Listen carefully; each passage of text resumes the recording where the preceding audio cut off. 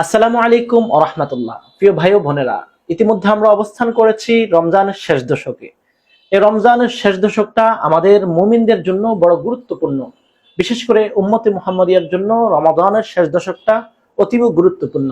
কারণ উম্মতে মুহাম্মাদিয়াকে আল্লাহ রাব্বুল আলামিন শ্রেষ্ঠত্বতা দান করেছেন, খায়রা উম্মাতিন বলেছেন।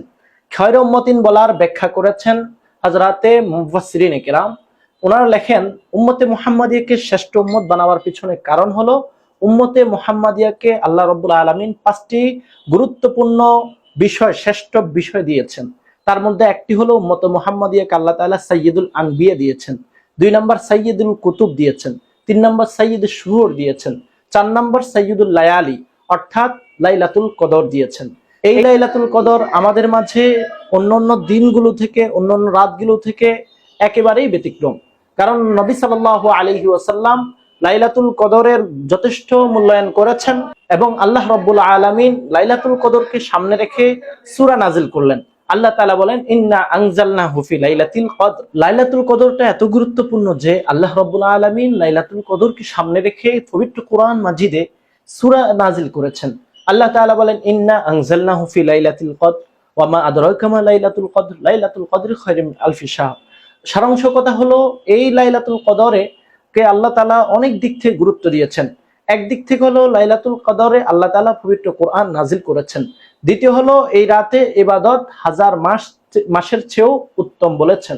কারণ এই রাতে যদি কোনো ব্যক্তি ইবাদত করে, এই ইবাদতটা আল্লাহর কাছে অতীব গুরুত্বপূর্ণ। তৃতীয় হচ্ছে, এই রাতে ইবাদত করলে সকল গুনাহ আল্লাহ তাআলা মাফ করে দেন। চতুর্থ হলো, এই রাতে আল্লাহ তাআলা অগণিত ফেরেশতা নাজিল করেন। পঞ্চম হলো, এই রাতে আল্লাহ তাআলা বিশেষ রহমত নাজিল করেন এবং কি এই রাতে আল্লাহ রাব্বুল আলামিন ভাগ্য, প্রত্যেকটা মানুষের ভাগ্য নির্ধারণ করেন। অতএব আমাদের মাঝে এই রাতটি অবশ্য আগমন করছে।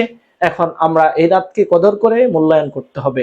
এই রাতটা কোন রাত, এই নিয়ে সাহাবায়ে কেরাম নবী সাল্লাল্লাহু আলাইহি ওয়াসাল্লামকে প্রশ্ন করলে রাসূল সাল্লাল্লাহু আলাইহি ওয়াসাল্লাম বলেছেন যে আমাদের আখিরি দশকে বেজোট রাত্রিগুলোর কোন একটি রাত হলো লাইলাতুল কদর।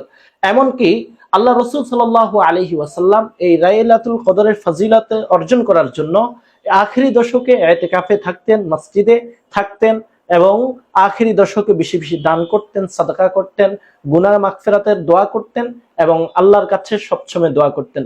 অতএব আমাদের সকলের উচিত হবে রমাদানের শেষ দশকে লাইলাতুল কদরের জন্য যথেষ্ট চেষ্টা করা, মেহনত করা এবং ইবাদতের মধ্যে মগ্ন হওয়া। আল্লাহ তাআলা আমাদের সবাইকে আমল করার তৌফিক দান করুন। আসসালামু আলাইকুম।